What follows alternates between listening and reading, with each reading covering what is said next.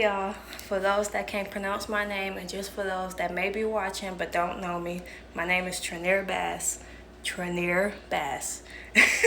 I am 20 years old and I have been interested in mental health issues for about a year or two but didn't start doing research until a few months ago.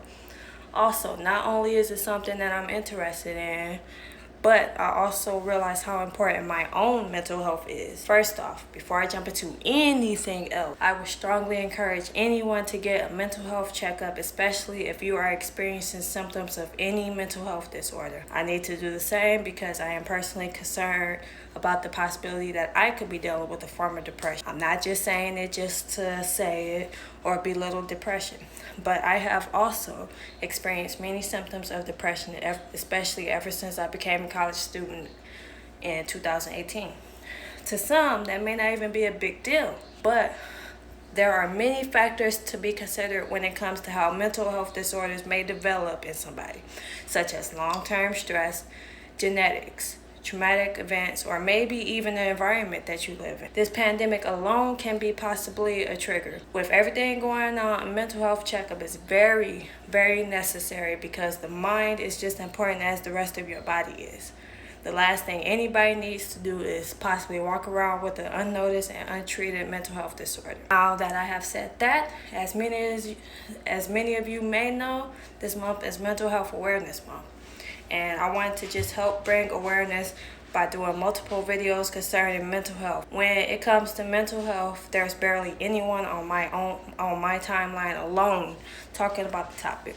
So I hope that maybe I can change that. If I don't, then I hope you guys at least get something out of the videos.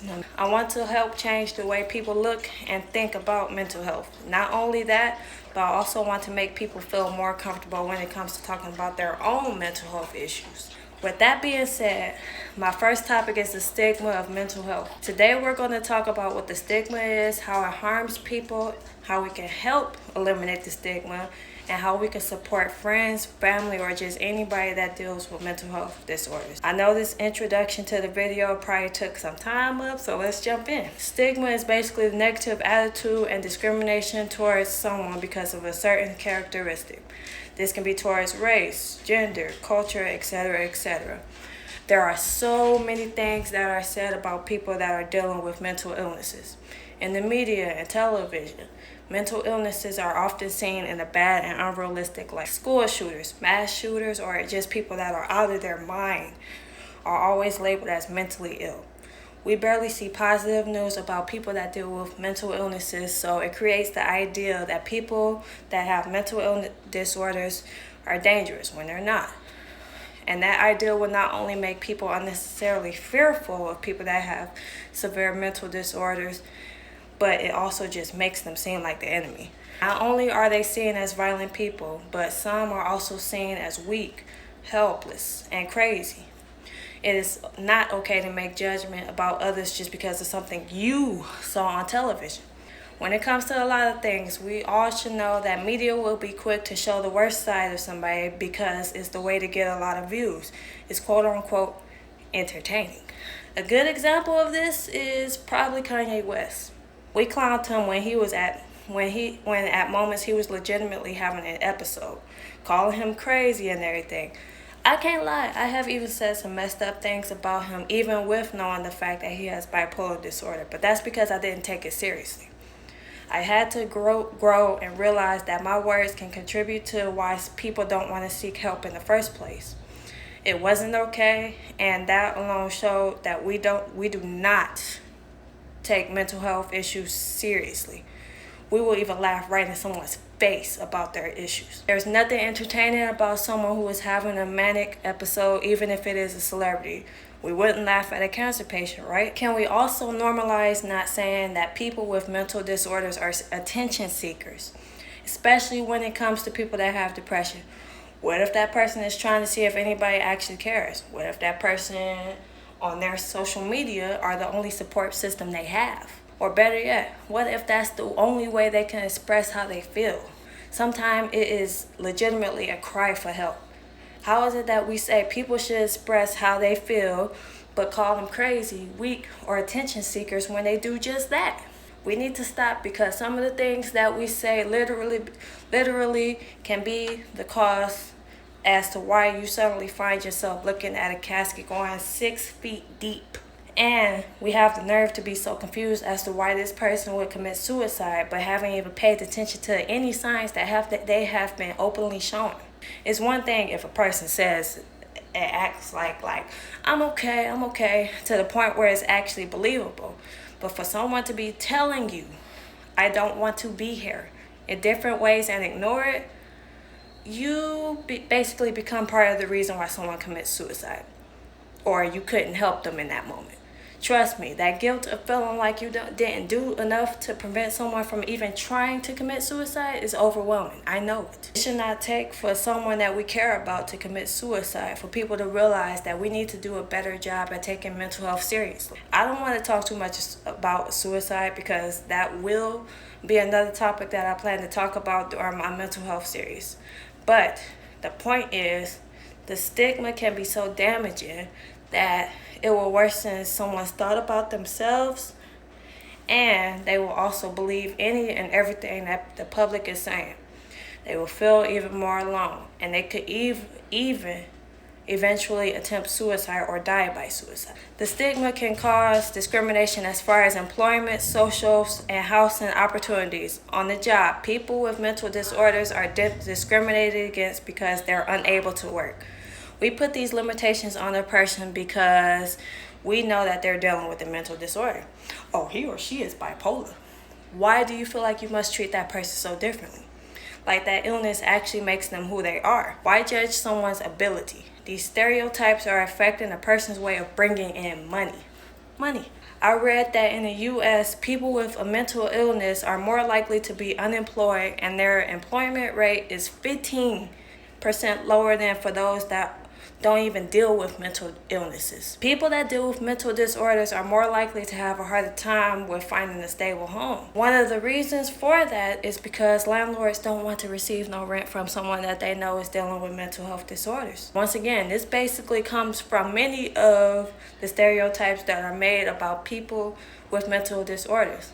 So not only do we directly make a person feel shameful, less confident, and less social because of our ignorance to their problems, but now discrimination takes place on the job, in school, and everywhere else. Think about racism for a second. Think about the LGBT community too. We see how wrong it is to discriminate against people for their race, religion, or sexual preference. So why make it okay to discriminate against those who have a mental health disorder? Why make someone feel less valuable for something that wasn't even a choice? Stereotypes such as being violent, being unable to work, being crazy, and being a burden to society prevents a person from getting the help that they need to start the road to recovery.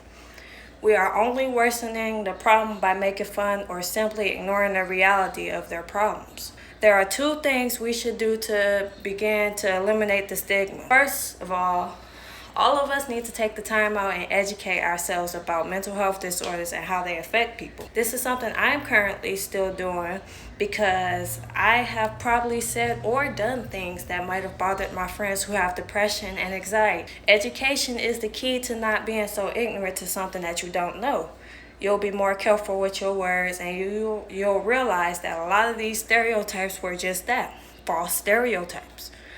Not only does it help in getting some kind of understanding of these disorders, but you can also learn to identify them and their symptoms. Now, when you get educated, here's the second thing. Share this information with others. It's important to keep talking about this and try to talk about it to as many people as you can. A lot of people know somebody that is dealing with a mental disorder, and we need to be able to support our friends and family and even complete strangers, and not just make their whole situation work. Here are some things that you can do to support someone that has a mental health disorder. First, if you care about that person like you say you do, encourage them to seek help.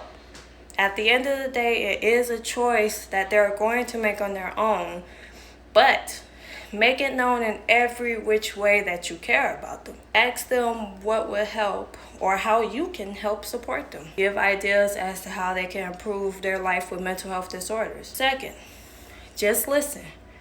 and let them know that they're not alone in this fight, because that is what it is, a battle of the mind. Don't judge them. Their feelings are valid, and it definitely won't make anything better if you're basically judging them or even playing the blame game like, oh, this is all your fault. You wouldn't feel this way, blah, blah, blah. Third, be patient. Mental health disorders do not go away overnight. You are not going to fix it, and you cannot fix how they feel. Just be there for them during their recovery. Fourth, speak out to another loved one or another trusted person if you are extremely concerned to the point where you're not sure if it's something you can handle by yourself. Supporting someone that has a mental disorder can be hard sometimes. So you may just need to let somebody else know about your concern. Make every attempt that you can to support your friends and family. Well, that's it for today's video concerning the stigma surrounding mental health. We talked about the different stereotypes that are used against people that deal with mental health disorders, such as crazy, weak, dangerous, unable to work, and being attention seekers. I also talked about how it affects them because of discrimination that they face and just not being able to talk about what they're going through. Lastly, I talked about some of the things we can do to help eliminate the stigma and support people that have mental health disorders. I hope all of you got something out of this video, and I hope that you guys keep checking my videos out. I know I probably messed up, but this is my first time around and I'm getting out my shell, so please be patient. The next video will be posted on Friday, and I'll be talking about some of the things that you shouldn't say to people that are dealing with mental health disorders. Until then, be safe, be kind, and love each other. Peace.